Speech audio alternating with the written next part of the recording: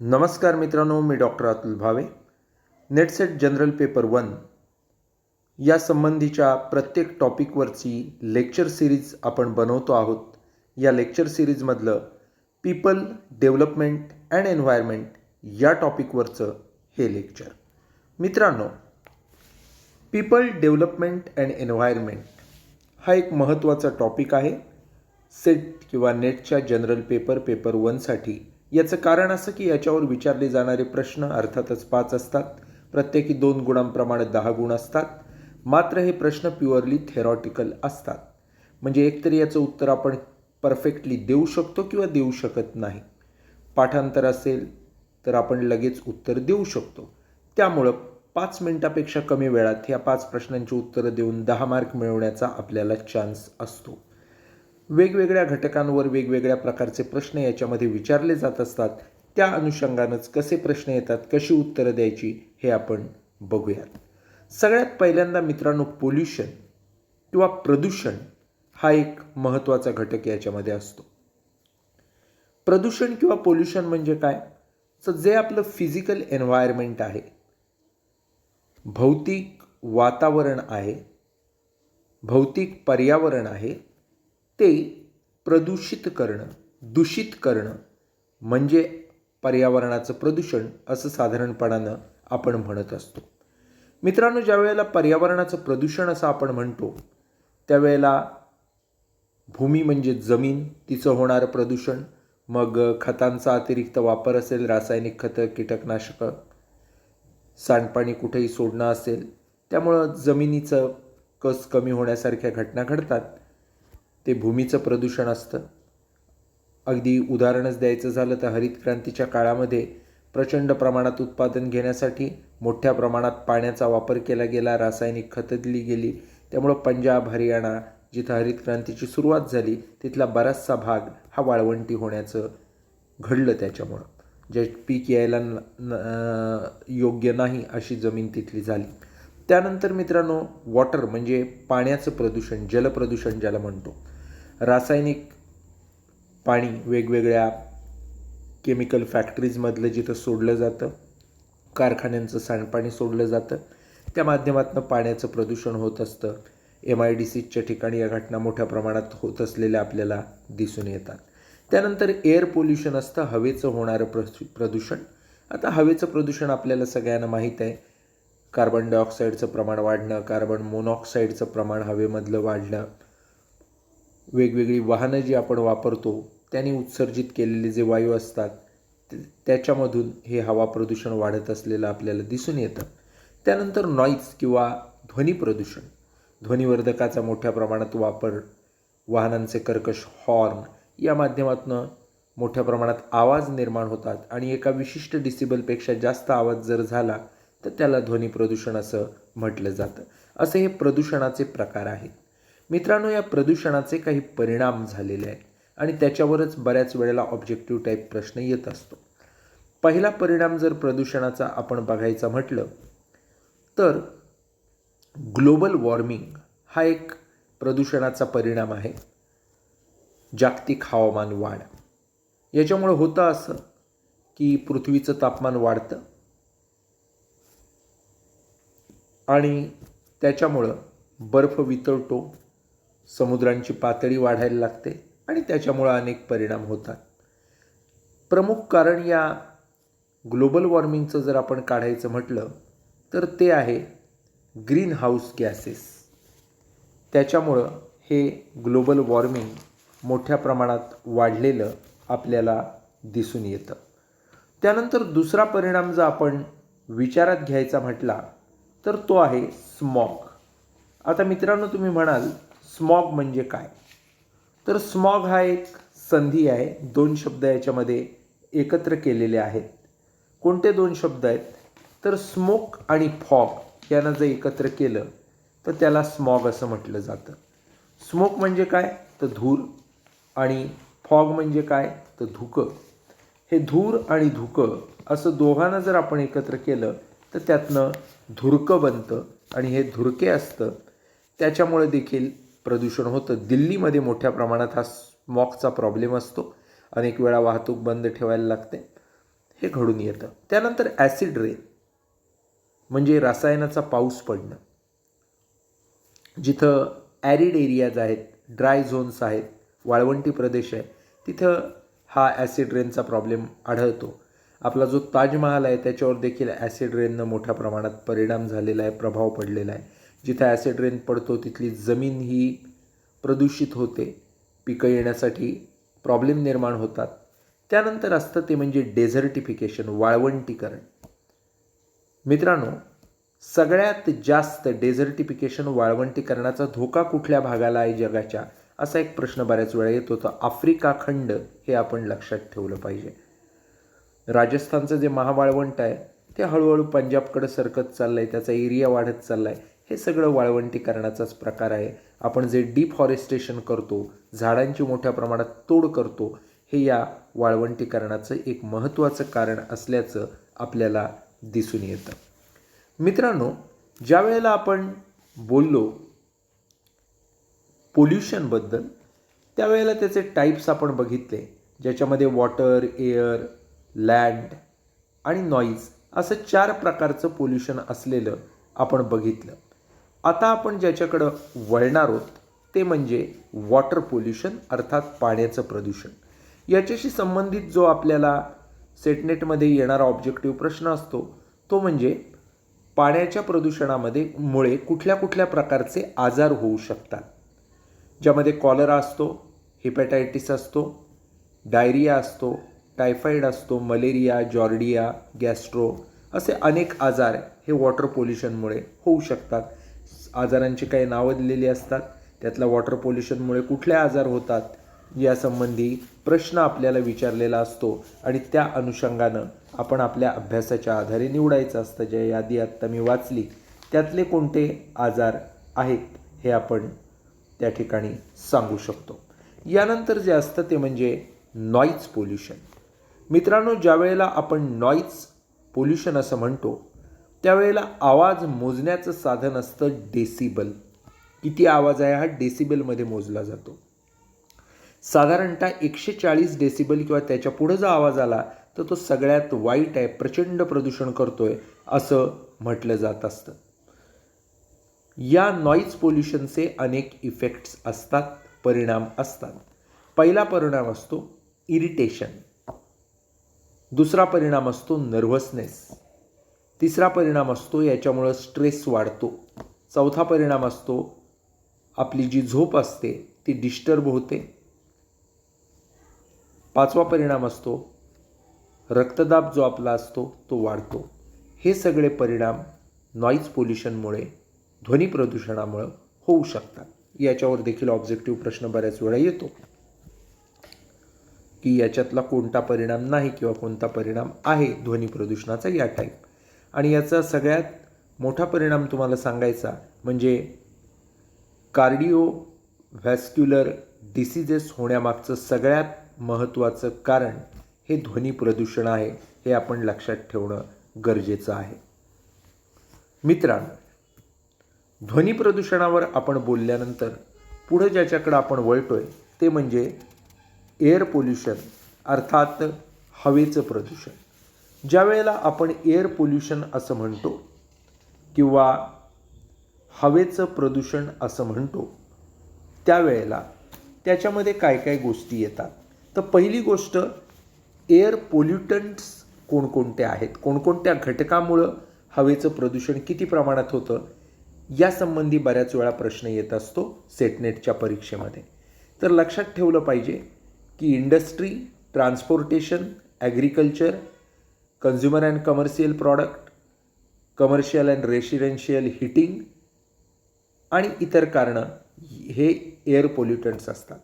साधारण आपण विचार केला अलीकडच्या आकडेवारीचा तर 52% एअर पोल्युटंट्स हे इंडस्ट्रीतनं येतात, 27% ट्रान्सपोर्टेशनमधनं येतात, 10% ॲग्रिकल्चरमधनं येतात, 8% कन्झ्युमर आणि कमर्शियल प्रॉडक्टमधनं येतात, 1% कमर्शियल आणि रेसिडेन्शियल हिटिंगमुळे येतात आणि उरलेले 2% जे आहेत ते इतर मार्गानं येत असल्याचं आपल्याला दिसून येतं.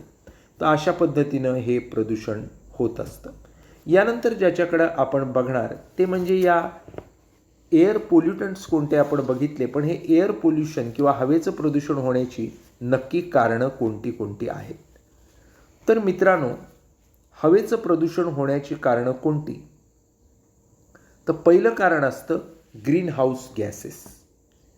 आता हे जे ग्रीन हाऊस गॅसेस असतात, ते ग्रीन हाऊस गॅसेस काय करतात, तर सूर्यापासून येणारी जी उष्णता असते ती ट्रॅप करतात, अडवतात, जास्त शोषून घेतात.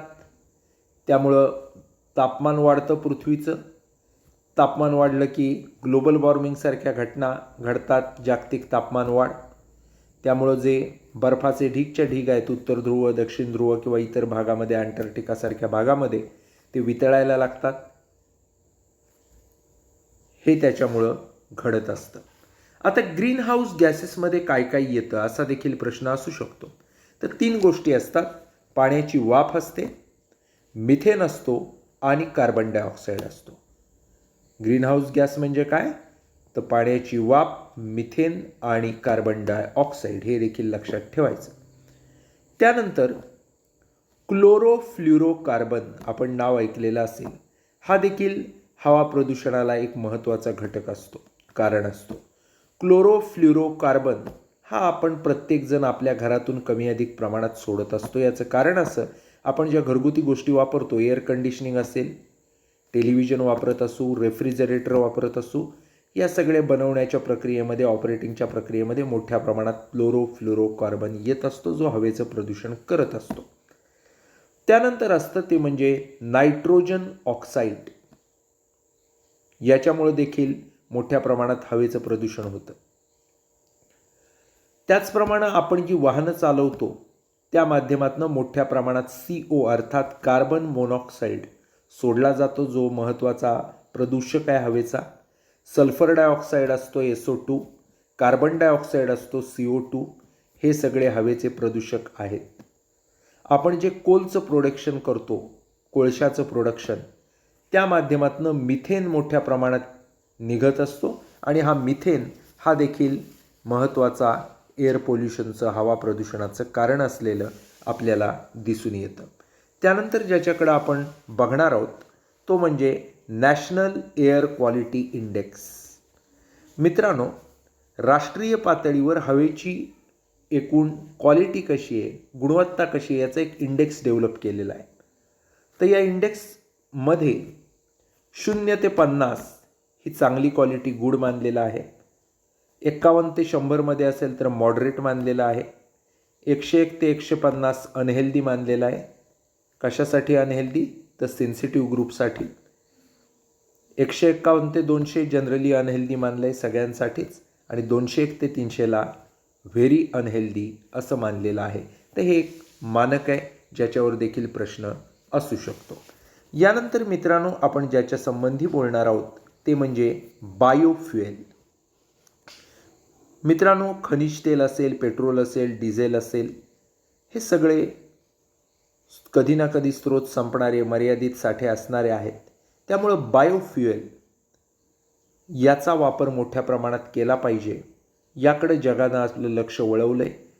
बायोफ्युएलमुळे प्रदूषण होत नाही आणि ते आपण निर्माण देखील करू शकतो. या अनुषंगानं एकूण 4 जनरेशन, 4 पिढ्या या बायोफ्युएलच्या आजपर्यंत आपल्याला दिसून येतात. फर्स्ट जनरेशन जे बायोफ्युएल असतं ते असतं ॲग्रिकल्चरल क्रॉपपासून बनवलेलं, शेती उत्पादनांपासून. उदाहरणच द्यायचं झालं तुम्हाला तर बायोडिझेल जे बनवलं जातं, ऊसापासून इथेनॉल बनवलं जातं साखर कारखान्यांमध्ये, ते सगळे फर्स्ट जनरेशन बायोफ्युएल्स आहेत.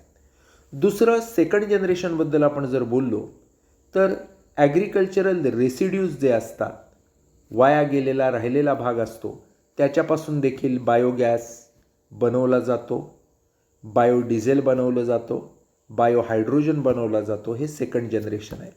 थर्ड जनरेशन बायोफ्युएलमध्ये जेव्हा आपण बोलतो तेव्हा ते बायोफ्युएल अल्गी फीडस्टॉक याच्यापासून बनवलं जातं. बायो इथेनॉल असेल, बायोमिथेनॉल असेल, ही सगळी थर्ड जनरेशन बायोफ्युएल आहेत.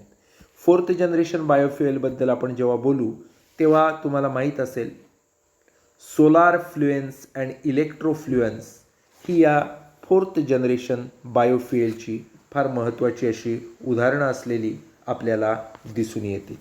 तर हे बायोफ्युएल देखील एक महत्त्वाचा घटक आहे, ज्याच्यामधून आपल्याला मोठ्या प्रमाणावरती काय होऊ शकतं, तर आपलं जे प्रदूषण आहे ते रोखायला, कमी करायला फार संधी मिळू शकते. मित्रांनो, एक महत्त्वाची गोष्ट डिस्कस करायची तुमच्याशी, ती म्हणजे नॅचरल डिझास्टर अर्थात नैसर्गिक संकट. नॅचरल डिझास्टर अर्थात नैसर्गिक संकटे ज्या वेळेला आपण म्हणतो तेव्हा येणारे महापूर, फ्लड्स, अर्थक्वेक अर्थात भूकंप, स्टॉर्म्स, वेगवेगळी वादळं, सुनामीसारख्या घटना याच्यावर देखील प्रश्न येत असतात. अगदी अलीकडच्या काळात सेटला आलेला प्रश्न होता मेटेरोलॉजिकल डिझास्टर कोणतं, अशा टाईपचा 4 ऑप्शन होते. May be flood, earthquake, storm आणि सुनामी. तर सुनामी हे त्याचं उत्तर असल्याचं आपल्याला दिसून येतं. जगाच्या वेगवेगळ्या भागात भूकंप होणं, वादळ येणं, महापूर येणं अशा घटना घडत असतात आणि त्याच्यावर देखील करंट अफेअर्स टाईप प्रश्न येत असतात. आपल्या साधारणतः 1993ला लातूरचा भूकंप असेल, गुजरातमधल्या भुजचा भूकंप असेल, यासंबंधी प्रश्न त्यावेळी आलेले आपल्याला दिसून येतात.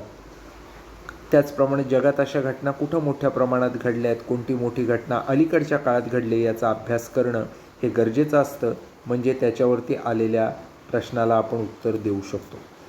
मित्रांनो, आपण एअर पोल्युशनवर बोलत होतो यापूर्वी. त्याच्यामधली एक गोष्ट मला तुम्हाला सांगायची आहे की ज्या वेळेला इंडोर एअर पोल्युटंट खालीलपैकी कुठलं या टाईप प्रश्न येऊ शकतो. इंडोर एअर पोल्युटंट तर कुठली असतात इंडोर एअर पोल्युटंट?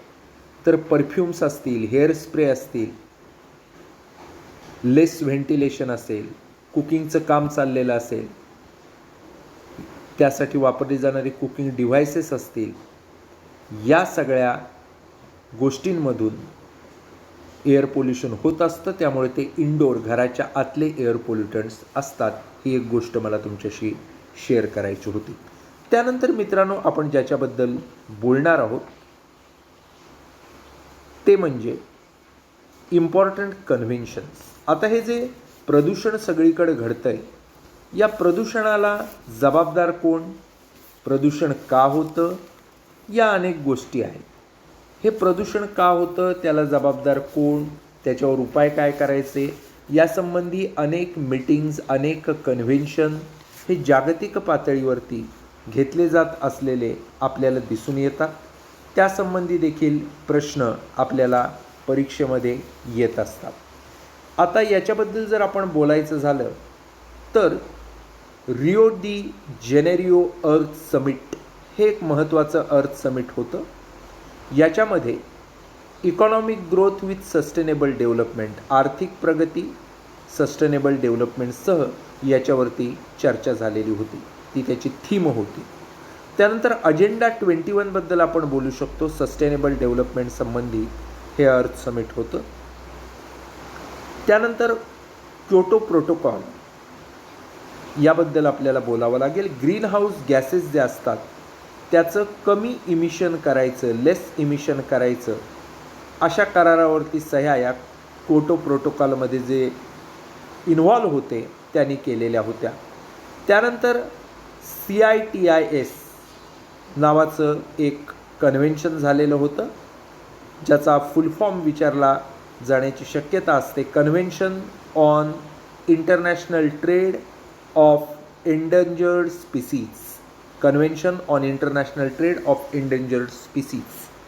अनेक स्पीसीज अशा आहेत की ज्या इंडेंजर्ड आहेत, ज्यांचं अस्तित्व धोक्यात आहे. त्यांच्या व्यापारावर बंदी घालायची, म्हणजे त्यांचा ट्रेड होणार नाही, आणि ट्रेड जर त्यांचा झाला नाही तर निश्चितपणानं त्यांच्या जनरेशन्स पुढच्या वाढू शकतात आणि आपल्या फ्युचर जनरेशनला त्या स्पीसीज बघता येऊ शकतात.